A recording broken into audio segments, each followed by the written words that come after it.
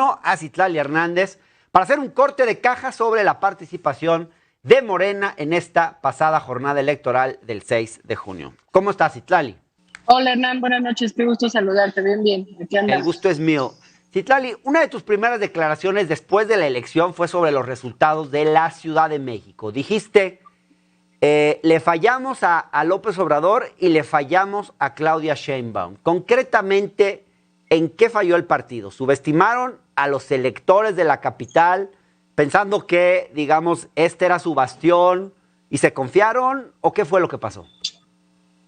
Miren, un poco de eso, yo creo que primero hay que partir de que no es el mejor momento de nuestro partido en la vida interna, que somos un partido muy joven, y que veníamos arrastrando un conflicto interno, no tenemos dirigencias estatales formales, y bueno, nos concentramos fundamentalmente desde la dirigencia nacional en las disputas nacionales, en las gubernaturas, en la Cámara Federal, visitando algunos estados, y probablemente dimos por hecho que todo en la Ciudad de México ya avanzaba de mejor manera por dos cosas, porque había un dirigente que tenía el respaldo y la legitimidad, digamos, desde el Comité Ejecutivo Nacional, y porque en efecto esta ciudad evalúa bien a la jefa de gobierno, evalúa bien al presidente, y es una ciudad tradicionalmente de izquierda, progresista, y creo que hubo ahí una subestimación de la situación.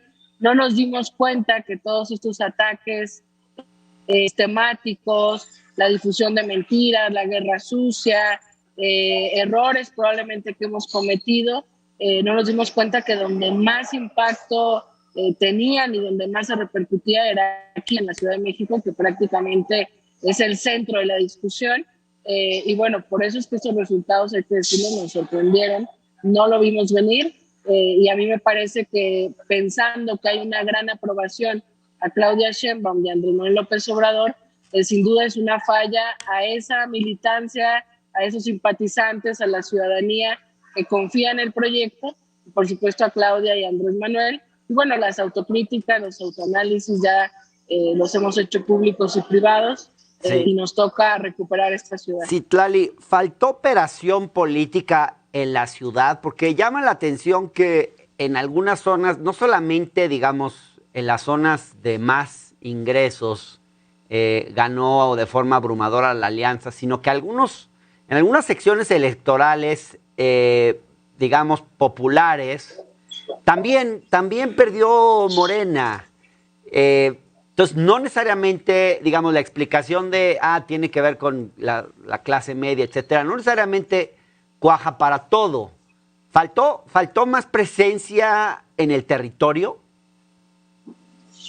Mira, yo creo que hay varios errores que sin duda se dieron en la operación, en la articulación, en limar asperezas, en involucrar a todas y a todos, en un momento politizado, en un momento interno, donde también hay muchos puntos de vista, pero realmente haciendo un análisis general de los resultados, yo te diría que, por ejemplo, viendo el resultado en Tlalpan y en Azcapotzalco, ahí perdimos por muy pocos votos, y muchos de esos votos los tuvo Fuerza México. Es decir, Fuerza México nos robó algunos votos que naturalmente eran hacia el movimiento, y que en esta campaña de que Fuerza México era un partido obradorista, y con los conflictos internos no resueltos, con la falta de operación política en eso, hubo gente probablemente que habría votado por Morena y que prefirió votar por Fuerza México, y Azcapotzalco y Tlalpan, con los votos que tiene Fuerza México, habríamos ganado.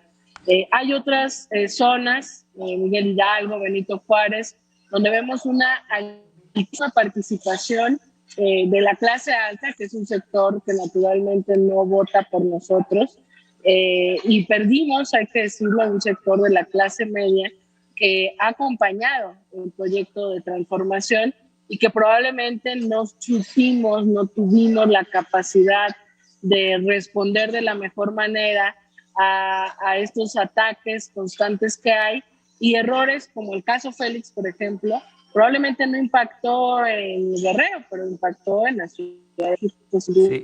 en algún sector. Entonces, digamos, más allá, además de los errores que se cometieron, y de que pudo haber mejor operación política.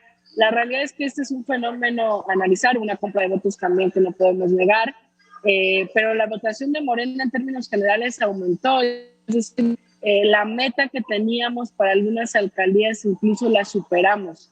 El tema es que no contábamos con que iba a aumentar la participación, y parte de esa participación iba a ser de un sector que cree o que compró esta guerra sucia de que vamos a convertir a México en Venezuela y Cuba, lo que sea, que eso se imaginen. Y Citlali, el voto, digamos, en la Ciudad de México es muy fragmentado, siempre lo ha sido, y cuando uno ve la votación total que fue hacia Morena en 2018 para las alcaldías y la votación que fue en esta elección, está más o menos parejo, incluso creo que fue más en esta elección. Lo que pasa es que aquí, por la fragmentación del voto, a la hora de que el PRI y el PAN y el PRD se unen todos contra Morena, pues sí le ganan. O sea, aquí la alianza sí funcionó. Así es. Sí, a diferencia de otros estados, aquí la alianza sí sumó, si no aritméticamente en su totalidad, sí sumó muchísimo. Se fragmentó el voto, se movilizó un voto que tradicionalmente no participaba, porque real, en algunos lugares nuestra votación aumentó, mejoró, pero no fue suficiente para ganar algunas alcaldías que ahora nos arrebata la oposición, y que bueno, estamos seguros de que vamos a recuperar en los próximos años. Siendo autocríticos, Citlali, no faltó, digamos, un discurso por parte del partido que conecte mejor con la clase media, sobre todo en causas progresistas, digamos, como el feminismo u otras causas progresistas. Digamos, sabemos que el presidente no es necesariamente el principal fan de esas agendas, pero independientemente del discurso del presidente, se podría haber hecho algo en la capital para ser más enfáticos en esas agendas, ¿no te parece? Sí, yo creo que nos faltó explicar a la Ciudad de México el proyecto de transformación, diferenciar entre el discurso político y la acción de gobierno, y nos faltó también entender que la realidad en la Ciudad de México y la expectativa sobre nuestro movimiento es mucho más alta que otras entidades, no por otra cosa, sino porque es una ciudad de vanguardia, una ciudad que hace tiempo conquistó varios derechos y libertades que no se han conquistado en otras entidades. Entonces el partido Morena en la Ciudad de México tendría que ser también la vanguardia del partido, es decir, aquí tendríamos que estar hablando todavía más de algunas causas progresistas que, hay que decirlo, en algunas partes del país juegan en contra del feminismo, los derechos de la población LGBTI. Es decir, hay una agenda que sí adoptamos, que Morena sí tiene en sus entrañas, y que tampoco hemos presumido lo que hemos avanzado, y tampoco hemos invitado, digamos, generar un mayor vínculo con algunos seres que son progresistas, que tradicionalmente nos acompañan, pero que probablemente por todo el ruido político y las ausencias nuestras, prefiero un voto de castigo hacia Morena, que eso es muy importante. Claro. Yo sí concluyo que un sector no votó por el PRIAN, por su proyecto, por sus ideas, por sus personajes, porque además tenían un catálogo de delincuentes y no tenían, yo hasta la fecha no pienso en ninguna propuesta o proyecto que hayan planteado. Realmente votaron contra nosotros en un castigo por los errores, porque no metimos la mano en algunos de los golpeteos constantes que se decían hacia nosotros, porque hubo una guerra sucia, y nos faltó partido, pues faltó partido en la Ciudad de México que pudiera articular con distintos sectores, comunicar de manera, resolver conflictos internos, y bueno, pues eso es un aprendizaje que afortunadamente lo tenemos antes de los próximos años, y que sin duda nos toca regir y replantearnos con mucha humildad lo que se hizo mal. Otro tema que me ha preocupado, que no sé si lo has analizado ya con detenimiento, es el voto de los jóvenes. En 2018, los jóvenes fueron el grupo de edad que más votaron por López Obrador. Y no fue en esta elección, no fue el grupo que más votó por Morena. Ya se veía, digamos, habíamos analizado ya encuestas nosotros aquí en el Octágono, donde la popularidad presidencial había tenido una caída en este sector. Pero, ¿qué está pasando entre los jóvenes? Volviendo al tema de agendas progresistas. Se dice mucho que los millennials, los centennials, son muy susceptibles a temas como los derechos humanos, el feminismo, la diversidad sexual. ¿Te parece que ese déficit que hay en el obradorismo en torno a estos temas puede ser o puede explicar parte de este alejamiento de los jóvenes? Pienso en el medio ambiente también, que es otro tema relevante en general para este sector.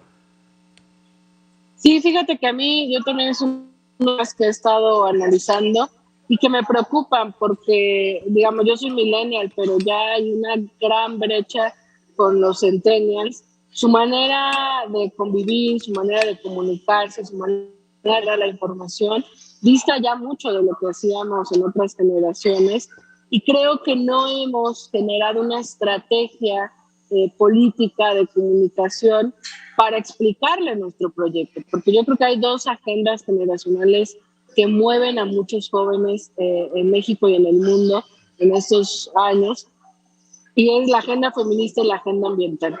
Y hay una campaña de la derecha para diluir nuestra agenda feminista y diluir nuestra agenda ambiental. Es decir, para mí Morena es la conjunción de muchas causas. Hay muchos compañeros ambientalistas, hay muchas compañeras feministas, y no hemos tejido las redes que sean necesarias para agudizar esa agenda, profundizarla, y tampoco para comunicar que no somos un partido que fomenta violadores, por ejemplo, que hay personas y que están convencidos que por el caso Félix y otros casos tan lamentables que hemos vivido, pues se han, digamos, tornado hacia ese discurso.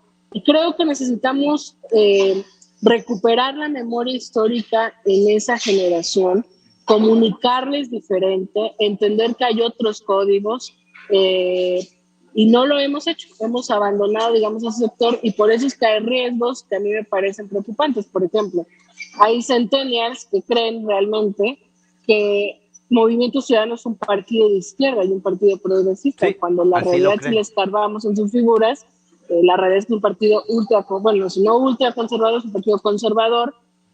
Vemos a Samuel García, por ejemplo. Yo creo que hay jóvenes que están convencidos de que por ser joven es progresista y es una persona misógina, sí, conservadora. Entonces, ese no es un defecto, digamos, de los centennials, es un defecto de nosotros, un partido, que no estamos entrando a la comunicación a ese sector, y para mí sí es un reto que tiene que asumir, porque probablemente en los próximos años el futuro, así como en 2018 40% de la lista nominal eran jóvenes y los jóvenes votamos por Andrés Manuel, en 2024 y los años siguientes, si los centennials participan, pueden definir a este país. Y si votan pensando que Movimiento Ciudadano, por ejemplo, es progresista, podríamos tener a personas como Samuel García como presidentes de la República, por poner un caso extremo, ¿no? Claro. Entonces, es un reto, es una de las conclusiones que yo también he tenido, y de los retos que vamos a asumir hacia adelante. Claro. Citlali, necesito ir un corte, pero quiero que continuemos con esta conversación porque tengo más cosas que preguntarte. ¿Me aguantas un minutito y ya estamos de vuelta? Claro. Ya volvemos, no se vayan. Seguimos conversando con Citlali Hernández, secretaria general de Morena.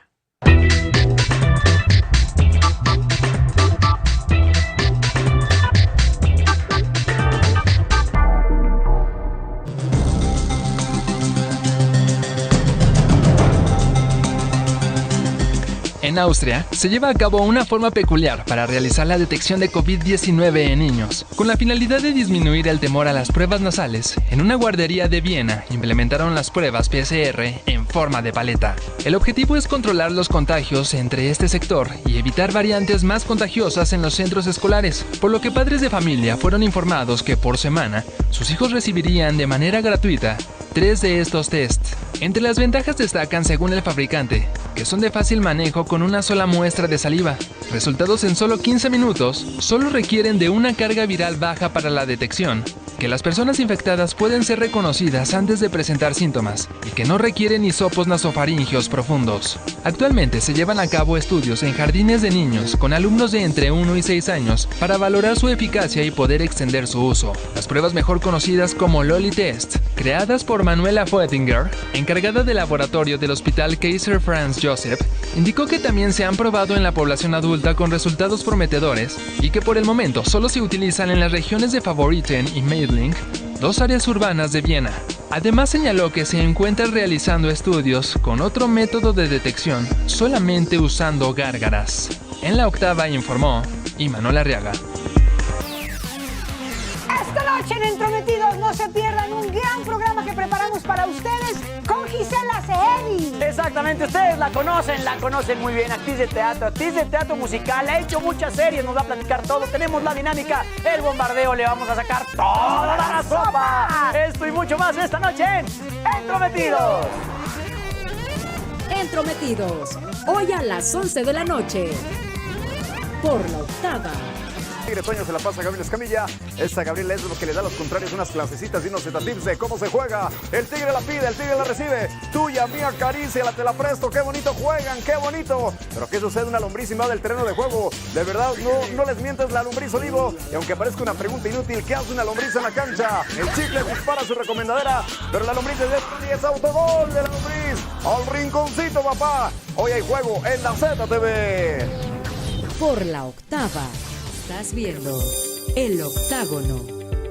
Sigue nuestra programación por televisión en La Octava, 8.1 TV, Easy y Total Play, XHFAMX TDT, La Octava. Estás viendo El Octágono. Sigue nuestra programación por televisión en La Octava.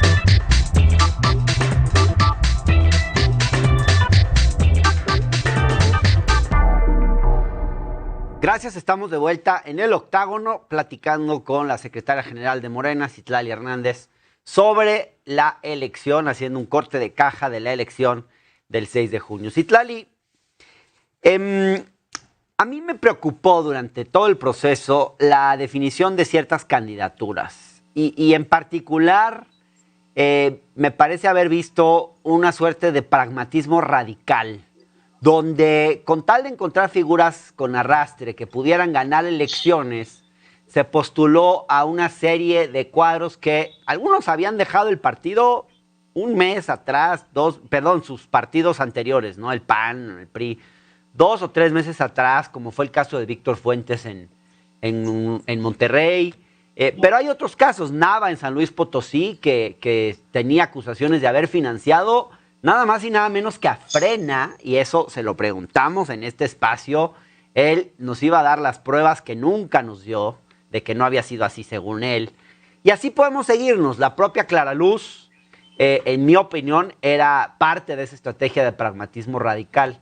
Yo te pregunto ahí, ¿será que vale la pena ganar a cualquier precio? ¿No hubiera sido mejor en algunos casos? Y visto ya los resultados de esa estrategia, ¿no hubiera sido mejor, por ejemplo, en vez de postular esos partidos que generaron mucho rechazo por parte de la militancia en ciertos estados, Nuevo León, por ejemplo, y otros, hubo mucha queja contra algunos de esos candidatos? ¿No hubiera sido mejor postular candidaturas que permitieran un proceso de construcción del partido, un esfuerzo de organización más a largo plazo, aunque no... y que el objetivo no necesariamente fuera ganar la elección, pero sí construir partido más a largo plazo? ¿Te hace sentido esta reflexión que hago? Sí, fíjate que yo creo que Morena es un partido que ha crecido muchísimo en los últimos años y, digamos, estamos quienes somos fundadores, quienes vienen de la izquierda, quienes se sumaron en el 18, en el 19, quienes se fueron sumando. Creo que es inevitable crecer como partido. El tema está, y probablemente ahí yo sí tengo una postura muy firme y muy dura, que a veces se me critique.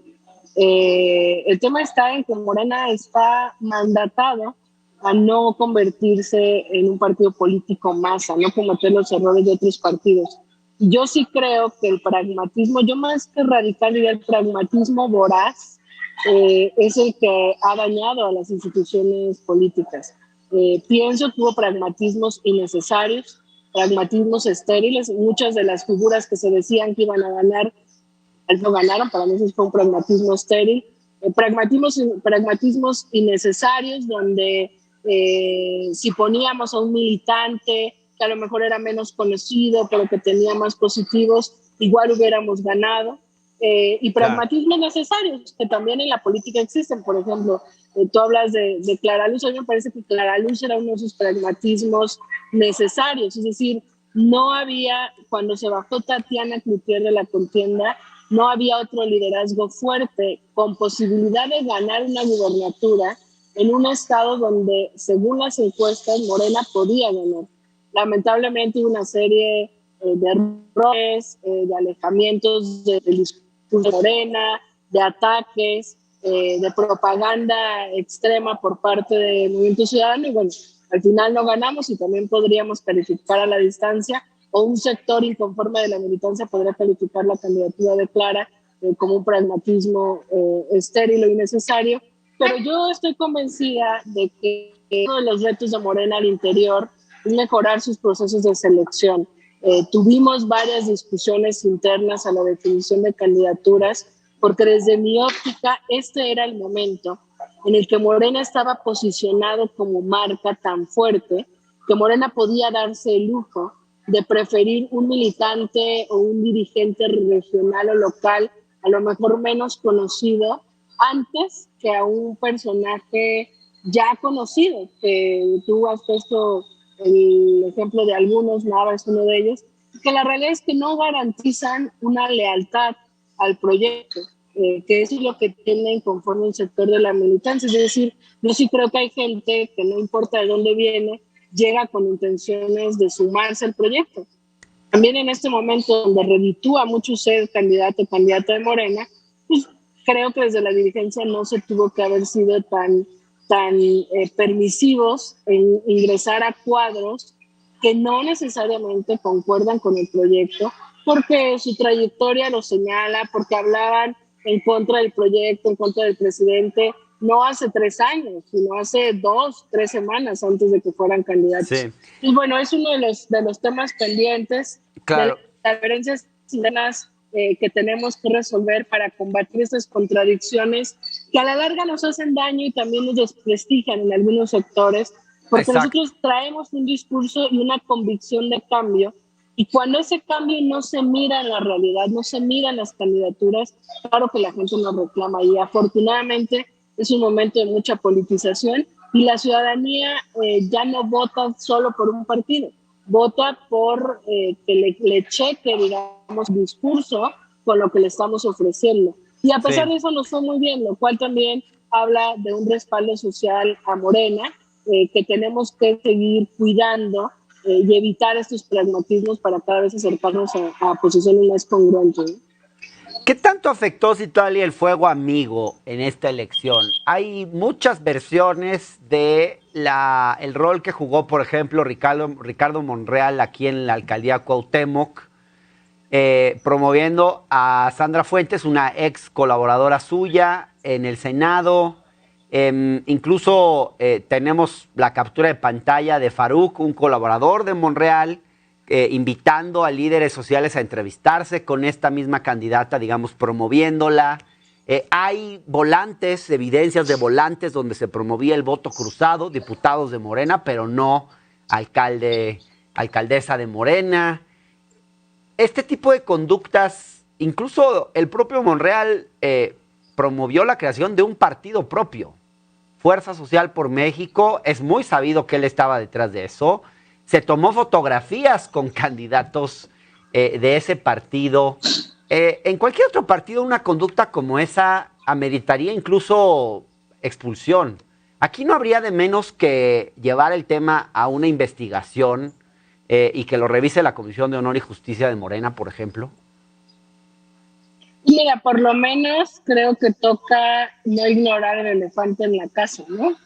Es decir, hay un elefante en la sala que algunos no han querido hablar, Yo pienso que lo que no se ha entendido en algunos personajes o dirigentes de Morena es que este es un proyecto de transformación, es un partido político más que busca conquistar puestos y espacios. Es un proyecto de transformación donde implica que los egos políticos, que las competencias naturales estén por encima, estén por debajo de las intenciones más profundas de transformar este país. Creo que hay pruebas evidentes que sí nos harían pensar que en la Ciudad de México hubo traiciones, que puede un llamado al voto cruzado. A mí me parece lamentable, no he tenido oportunidad de cruzarlo con el senador Monreal, pero me parece lamentable que pudimos haber ganado 2 alcaldías si Fuerza por México no hubiese concentrado, no se hubiese enfocado en tener mucho voto en esas 2 alcaldías, en Azcapotzalco y en Tlalpan.